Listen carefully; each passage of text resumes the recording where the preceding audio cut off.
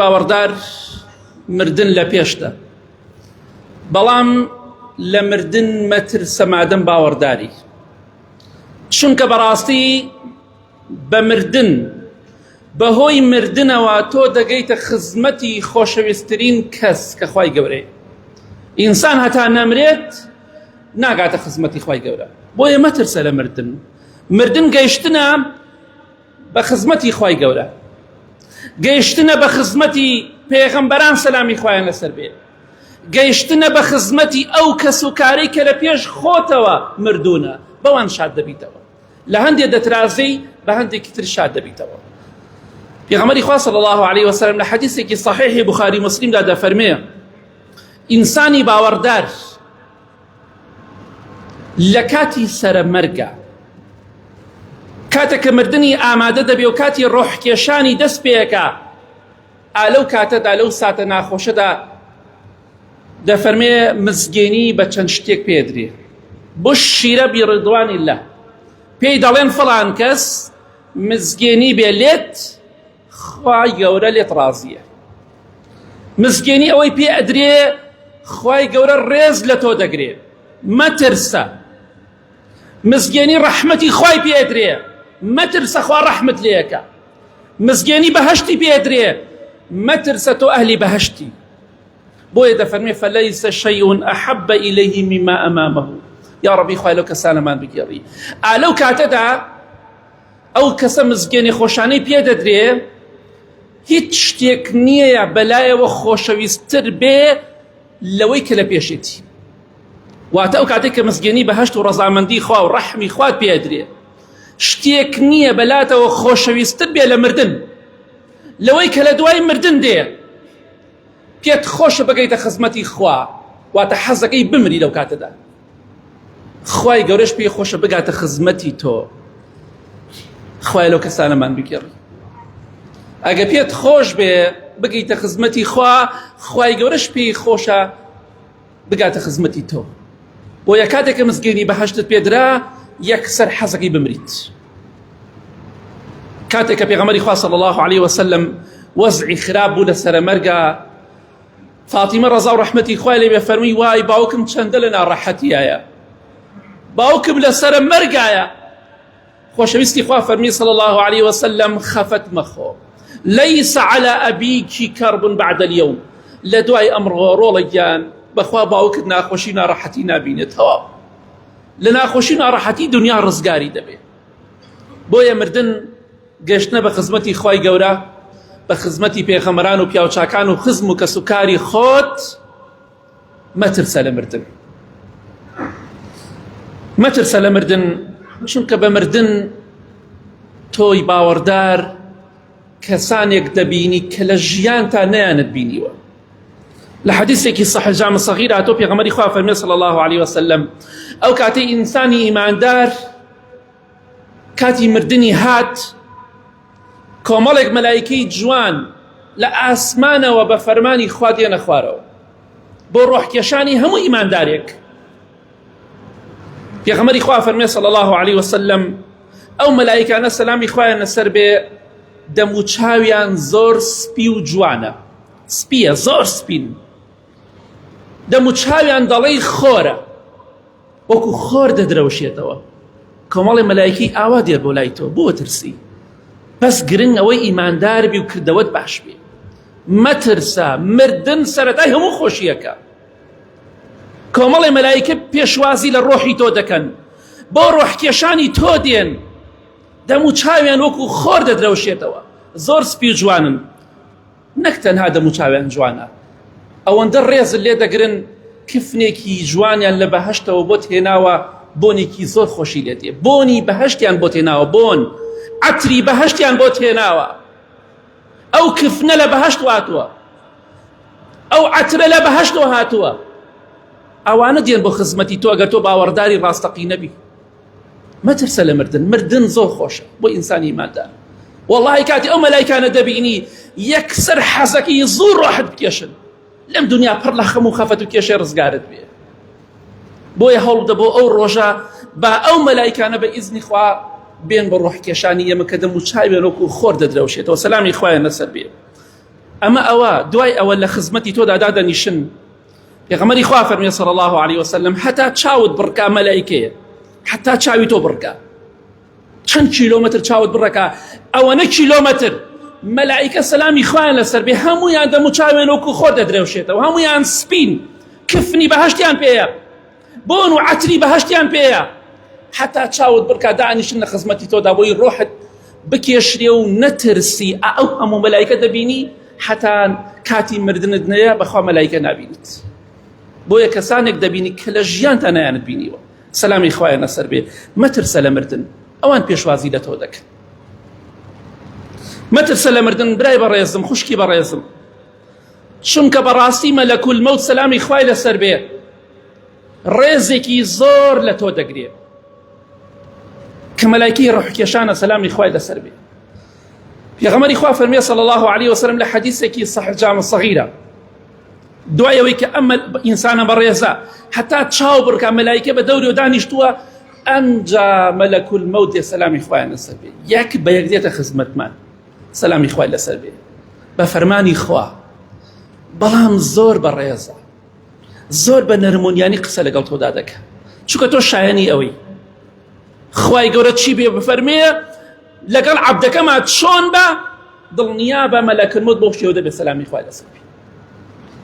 دەفەرمێ دێتە بانسەری پێغەمبەری خوا دەفەرمێ صلی الله عليه وسلم مەلەکول مەوت پێت دەڵێ ئەیەتوها النەفس الطەیبە، ئەی نەفسە پاکەکە، ئەی ڕۆحە پاکەکە، دەرچۆ لەو لاشەیە کە لە لاشەیەکی پاکی ئیماندارێکەی.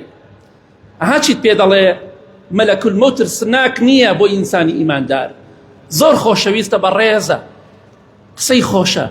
پێت دەڵێ ئەی ئەو کەسەی کە باوەڕداری، ئەی نەفسە و ڕۆحە پاکەکە، لە لاشەیەکی پاک دای دەرچۆ إلى مغفرة من الله ورضوان، دەرچۆ بۆ لای کێ؟ بۆ لای لێخۆشبوونی خوا. خوا لە تۆ خۆش بوو، مەترسە، خوا لێت خۆش بووە، مەترسە، خوا لێت ڕازیە. ئاوا پێشوازی لە تۆ دەکا مەلەکول مەوت سەلامی خوای لەسەر. مەڵێن ئیزرائیل، ئیزرائیل شەرعی نییە بەکاری بهێنی. مەلەکول مەوت واتە مەلایکەی ڕۆحکێشان و مەلایکەی مردن.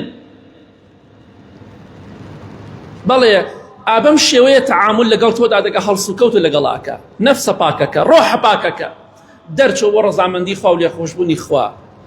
کەواتە بزانە ئابە و شێوەیە نەرمونیانە لەگەڵ تۆدا، بۆ مەرجی تۆ لە دنیادا ڕێگای خوات گرت بێ. کەواتە مەترسە لە مردن. یا ڕەبی خوایە لە کاتی مردندا ڕەحمە لێ بکەی، مردنمان لەسەر ئاسان کەی، لەو کەسانەمان بگێڕی کە مەلایکەی خوا پێشوازیمان لێ بکەن، یا ڕەب العالەمین. ئامین ئامین ئامین.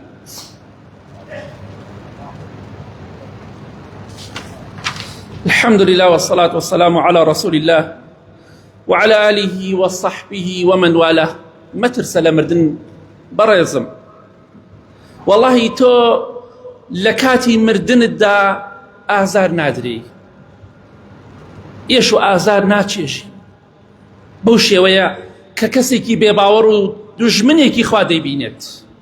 پێغەمبەری خوا فەرمێ صلی الله عليه وسلم لە حەدیثێکی صحیح جامع صغیرە، ئەو ئینسانە کە ڕۆحەکەی دەرەچێ وەکو چی؟ کونە ئاوێک، کاتێک کە ئاوەکەی لێتێتە خوارە چۆنە؟ کاتێک لە کونە ئاوێک لە مەشکەیەک دەیبینی تکێ ئاو دێتە خوارەوە، چەندێ ئاسان دێتە خوارەوە. ئەو ڕۆحەی ئینسانی ئیماندار ئاوە بە ئاسانی دێتە دەرەوە. ئیماندارە ئەبێ ڕێزی لێ بگیرێ بە ئیزنی خوا، ئەو ڕۆژە خۆشە لە پێشتە. پێغەمبەری خوا فەرمێ صلی الله عليه وسلم هەروەکو چۆن تکە ئاوێک دێتە خوارەوە لە کونەیەک دەبینی تکێک دێتە خوارەوە، بەو شێوەیە ڕۆحی ئینسانی ئیماندار ئاو بە ئاسانی دەرەچێت. تۆ ئەوەنە دڵت خۆشە، ئەوەنە حەزەکەی بمری، دڵخۆشی، ئازار نادرێ، بەڵکو مزگێنی خۆشت پێدرێ. چەندێ خۆشە بانگت کرد بۆ شوێنێ، کەسێکی دەسەڵاتدار تەشبیهات نەبێت، بانگت کا بۆ شوێنێ، بڵێ مەترسە، هیچ مەترسە، تۆ تەنها بۆ بانگت دەکرێت خەڵات بکری، ڕێزت لێ بگیرێ، مەترسە، هیچ ناخۆشیەک بۆ تۆ نییە، تەنها خۆشی بۆ تۆ هەیە. چەندێ خۆشە بۆ کاتە بە دڵێکی مرتاحەوە دەڕۆی. پێغەمبەری خوا صلی الله عليه وسلم بۆمان باس دەکات کە لە مردن نەترسین، چونکە پێغەمبەری خوا فەرمی صلی الله عليه وسلم بەو شێوەیە کە ڕێزت لێ گیرێ کە لە صحیح جامع صغیرە هاتووە، ئەفەرمێ کاتی ئینسانی ئیماندار ڕۆحەکەی دەرچوو دەیکەنە ناو کفنێکی سپیەوە کە لە بەهەشتەوە هاتووە بۆنێکی زۆر خۆشی لێ دێ. پێغەمبەری خوا فەرمێ صلی الله عليه وسلم ئەو ڕۆحە لەو لاشەکە دەرچوو لێوە بەرز ئەکرێتەوە بۆ ئاسمانی یەکەم دەرگای لێ دەکرێتەوە، 2 3 4 5 6 حەوت دەرگای ئاسمان لە ڕۆحی تۆ دەکرێتەوە، پێشوازی لە ڕۆحی تۆ دەکرێت. دەبزانە ئەم ڕۆحەی تۆ لە زەویەوە بەرز ئەبێتەوە ئاسمانی حەوتەمیش تێپەڕێنێ، ئەڕواتە ئاسمانی حەوتەم، سەروی ئاسمان بۆ خزمەتی خوای گەورە. ئەگەر تۆ ئیمانداربی ئەوە خوا ڕێزت لێکرێ. لەوە خۆشتر هەیە تۆ لە دنیادای مەترێ بەرز نابیتەوە، بەڵام کاتێکە دەمری ڕۆحی پاکت ئاسمانەکان هەر حەوتی دەبڕێ، بەڵام چۆن دەیبڕێت؟ هەرەوە بە ئاسانی نا، ئەو ڕۆحەی تۆ لە ناو کفنێکی خۆشی بۆن خۆش هەیە. پێغەمبەری خوا فەرمێ صلی الله عليه وسلم واللهی بۆنێکی لێ دێ خۆشترین بۆنی سەر زەوی چۆنە لەوە خۆشترە، بۆنی میسکی ئەسڵی، نەک میسکی ئەسڵی باوەڕام کەسمان بۆن ناکردوێت ئێستا، بۆنمان نەکردووە، کەسمان نەمان بینیوە، ئەمە کێ بینی میسک نییە. بۆنی وەکو بۆنی میسکی ئەسڵی وایە ڕۆحەکەی تۆ، کفنەکەی تۆ کە ڕۆحی تۆی تێدایە. مەترسە لە مردن، باوەڕدار بۆ مەترسە. مردن سەرەتای هەموو خۆشیەکە بە ئیزنی خوا. پێغەمبەری خوا فەرمێ صلی الله عليه وسلم بەلای هەر کۆمەڵە مەلایکەی کاتی ئەپەڕن لەو کاتێک کە تۆ ڕۆحە دەرەچێ، ئیتر مەلایکەی ئاسمانەکان هەر هەمووی بینی ئاسمانەکان هەمووی مەلایکەیە، بەلای هەر کۆمەڵە مەلایکەی کە ئەو ڕۆحەتی ئەپەڕێ لە ناو کفنێکی بەهەشتایە، یەکسەر ئەوانە دەڵێن ما هذا الروح الطيب، ئەڵێن ئەم ڕۆحە پاکە چییە؟ ئەم ڕۆحە بۆن خۆشە هیچ کێیە؟ دەڵێن فلان کەسی کوڕی فلان کەسە، فلان کەسی کچی فلان کەسە. بۆیە پێغەمبەری خوا فەرمێ صلی الله عليه وسلم بە خۆشترین ناو کە لە دنیادا پێی خۆش بووە بۆ ناوبانگ دەکرێت. لە دنیادا پێت خۆشە بەچی بانگکری؟ بەو ناوە لە ئاسمان بانگی تۆ دەکرێت، بەلای هەر مەلایکەی کاتی ئەپڕی، بەلای هەر کۆمەڵە مەلایکەیەکە هەمویان شۆک دەبن، معجیبی ئەو بۆ نەخۆشن کە لە ڕۆحی تۆ دێ. هەمویان دەڵێن ئەمە کێیە؟ ئەم ئیماندارە کێ ئەوەندە لای خوا بەڕێزە؟ کەواتە برای بەڕێزم، خوشکی بەڕێزم، ئیماندار بە و ڕێگای خوا بگرە و مەترسە لە مردن. مردن سەرەتای هەموو خۆشیەکە. واللهی لە مردن مەترسە برای ئیماندار و خوشکی ئیماندار. ڕاستەکەی لاشت لەوانەیە تۆزێک ناڕەحەتی ئەبینێ، ئازار ئەبینێ، بەڵام ڕۆحت شادە، ڕۆحت لە خۆشیایە. ئەو لاشەیە هەر بۆ ڕزین دروست کراوە، بێ کۆتایی پێبێت، بەڵام گرنگ ئەوەیە ڕۆحت لە ئازارە نییە، چونکە مرۆڤیش خۆشی ناخۆشیەکان بە ڕۆحی دەبینێ. بۆیە پێغەمبەری خوا فەرمێ صلی الله عليه وسلم لە حەدیثەکەی صحیح جامع صغیرە فەرمووی ئەم مەلایکانە سەلامی خوایان لەسەر بێ ئەم ڕۆحە لە ئەرزەوە دەبن بۆ ئاسمان و ئاسمانی حەوتەم حەتا دەیبەنە ئاسمانی حەوتەم، ڕۆحەکەی ئیماندار. یا ڕەبی خوای لەو کەسانەمان بگێڕی. پێغەمبەری خوا فەرمێ صلی الله عليه وسلم خوای گەورە دەفەرمێ ناوی عەبدەکەم لە عیلیین کە پلەیەکی بەرزی بەهەشتە لەوێ ناویم بۆ بنووسن، ناوی دەنووسرێت، ئەمجا ڕۆحەکە دووبارە دەگەڕێتەوە بۆ سەر زەوی و بۆ ناو قەبرەکە. خوا دەزانێت ناو قەبرەکەشە لە چ شوێنێکە، ئەوە خوا دەزانێت. کەواتە لە مردن مەترسە، خوا ڕێزێکت لێگرێ لە کاتی مردندا، والله بە شێوەیەک پێشوازی لە ڕۆحت دەکرێت شەرمەزار دەبی، والله تووشی شۆک دەبی. ئەم چەند تەمەنەی کە هەتە ئەم چەند ساڵەی کە لە ژیانە هەتە بۆ خوا سەرفیکە، خوا بە شێوەیە ڕێزت لێ ئەگرێ کە تووشی شۆک بی، شەرمەزار بیت. لە کۆتاییدا دەڵێم خۆشەویستان ئەم پێنجشەمەیە کە دێت ئینشاءڵڵا تەمەن باقی بێ، دەی محەڕەمە. پێغەمبەری خوا صلی الله عليه وسلم لە حەدیثێکی صحیح مسلمدا دەفەرمێ هەر کەسێک ڕۆژی دەی محەڕەم بە ڕۆژوو بی، ئەگەر نۆش بگری لەگەڵیا زۆر باشە، ئەگەر نەشتوانی چوارشەم بگری، تەنها ئەم ساڵ پێنجشەم بگرە، خوای گەورە گوناهی ساڵێکی پێشووت خۆشە بێ.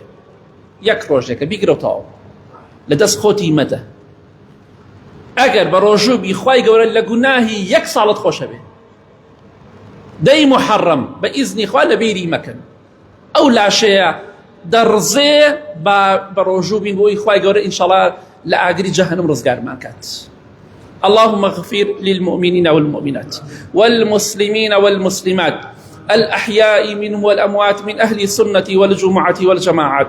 يا ربي خوايا الشفاء نخوش كان من بدي بتايبتي أواني لنخوش خانة كان لما لو نخوش مداوي دعاء خير كدو يا ربي خوايا الشفاء بدي خوايا أواني تيشو مشكلاني بيان حلقي بيان آسان كي خوايا لو كسالمان بجري لكاتي مردن مانا روح من شاد يا رب العالمين. خوايا لو كسالمان بجري لكاتي مردن مانا ملائكة مزجيني بهشت ورزامدي تو من بيبدن يا ربي خوايا همني وآرامي ولات من بباريزي لشر وبلا ولات من بدركي. آمين آمين آمين. وصلى الله على محمد وآله وصحبه أجمعين.